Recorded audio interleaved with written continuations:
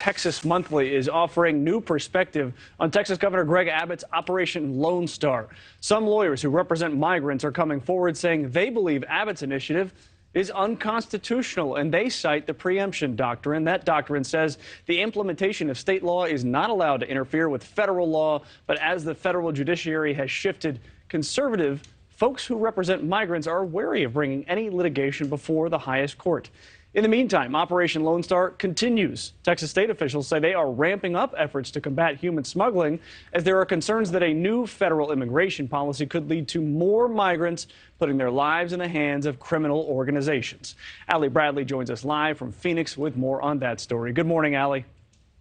Yeah, good morning, Mitch. Well, Operation Lone Star has already made more than 5,000 criminal trespass arrests, and they've been busy cracking down on human smuggling. Lieutenant Chris Oliver is reporting that hundreds of people have already been apprehended under Operation Lone Star since this new fiscal year, which began October 1st. So let's take a look at some of these latest smuggling attempts that were thwarted by DPS. This is in Mission, Texas. Alongside Border Patrol, DPS troopers came across 6 undocumented individuals from Mexico.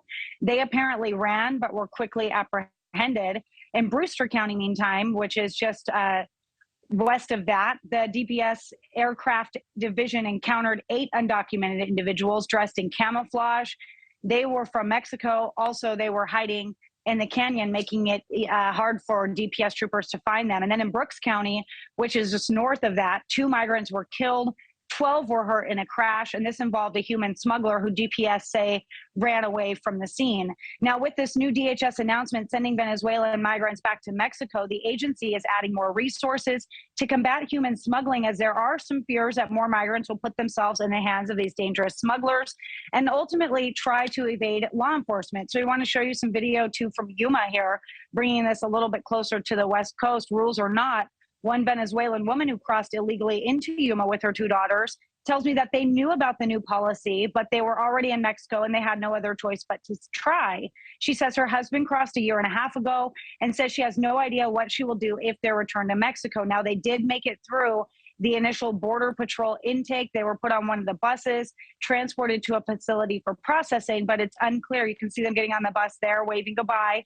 It's unclear, though, if she was able to stay, Mitch, or if they were returned. Now, Border Patrol in the Yuma sector saying that they can return 200 people to Mexico each day. Now, the issue that they're worried about is that the cartel will catch on and send over bigger groups. Say they send over 400 Venezuelan migrants, then 200 of them will ultimately get to stay, and 200 of them would be returned. So that's what Border Patrol is kind of keeping their eyes on right now, Mitch. But still a lot of questions surrounding this policy, who DHS in Mexico, reportedly, they're still fine-tuning some of these things. Yeah, we talked about it last week. The folks that are supposed to implement the policy are pretty confused. So where does that leave the immigrants? Very, very confused. Allie, thank you very much for that report. Thanks. Now let's take a Thanks for watching. Go to newsnationnow.com to find NewsNation in your cable lineup. And don't forget to click the red subscribe button below to get more of NewsNation's fact-based, unbiased coverage.